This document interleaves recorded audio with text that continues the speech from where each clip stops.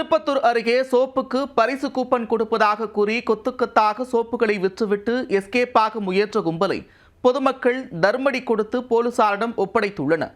Soap விற்று கல்லா கட்டிய கும்பல் நூதன மோசடியை அரங்கேற்றியது எப்படி? சாதா சோப்பு டப்பாவை சரோஜாதேவி உபயோகித்த சோப்பு டப்பா என கூவி கூவி விற்று காசு பார்க்கும் பிதாமகன் சூர்யாக்கள் ஏரியாதோறும் ஏகப்பட்ட பேர் உள்ளனர்.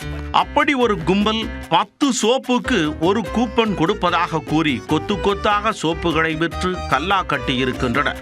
ஆனால் அந்த கூப்பனுக்கு கொசுறு கொத்தமல்லி கூட கிடைக்காத விரக்தியில் கொந்தளித்து போன பொதுமக்கள் மோசடி கும்பலை கதற கதற அடித்து அவர்கள் கொடுத்த சோப்பின் மூலமாகவே துவைத்து போலீசாரிடம் ஒப்படைத்துள்ளனர். மோசடியை எல்லாம் ஓரளவுக்கு தான் பொறுத்து கொள்ளுவோம், பொங்கி எழுந்தால் நம்பி விடுவோம் நம்பி என பொதுமக்கள் பொறுமை இழந்த சம்பவத்தின் பின்னணி என்ன?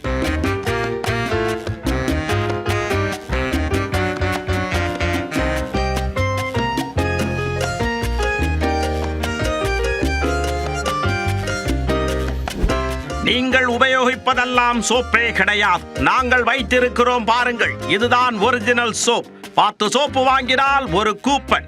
குழுக்கள் முறையில் பரிசு விழுபவர்களுக்கு தொலைக்காட்சி, கேஸ் ஸ்டவ், ஏசி மெஷின் என கொட்டி கிடக்கிறது பரிசுகள். பாருங்கள் மக்களே, வந்து பரிசுகளை அள்ளுங்கள். சில மணி நேரங்களே விற்பனை.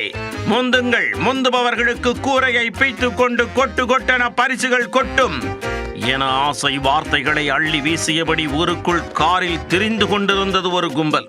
திருப்பத்தூர் மாவட்டம் ஆம்பூர் மற்றும் அதன் சுற்றுவட்டார கிராம பகுதி மக்கள் சோப்பு ஷாப்பிங் செய்ய கூட்டம் கூட்டமாக செல்ல ஆரம்பித்தனர். பின்ன கூரையை பீத்து கொண்டு கொட்டும் என்றால் செல்லாமல் இருப்பார்களா?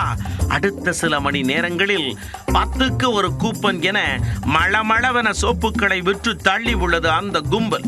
சோப்பு போட்டு குளிக்காதவர்கள் எல்லாம் கொத்து கொத்தாக சோப்பு வாங்க மஞ்சள் பையுடன் வரிசையில் காத்திருந்தனர். அதன் பின் குலுக்கல் நடைபெறும் என காத்திருந்தவர்களுக்கு ட்விஸ்ட் வைத்துள்ளது அந்த கும்பல்.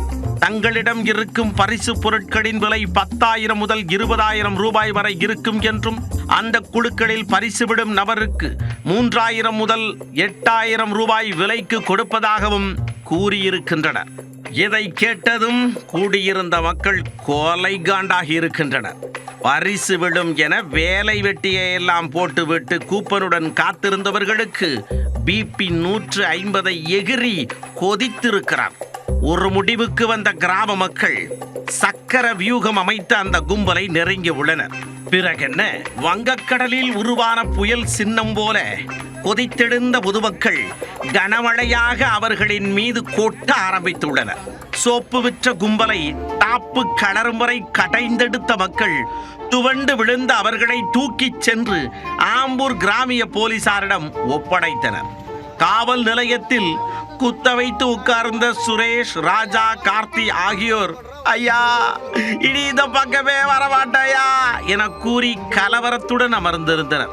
விசாரணையில் இவர்கள் ஏற்கனவே பல்வேறு பகுதிகளில் வசூல் வேட்டையை நடத்திவிட்டு வெற்றிகரமாக எஸ்கேப் ஆகியிருக்கின்றனர் என்பது தெரிய வந்துள்ளது.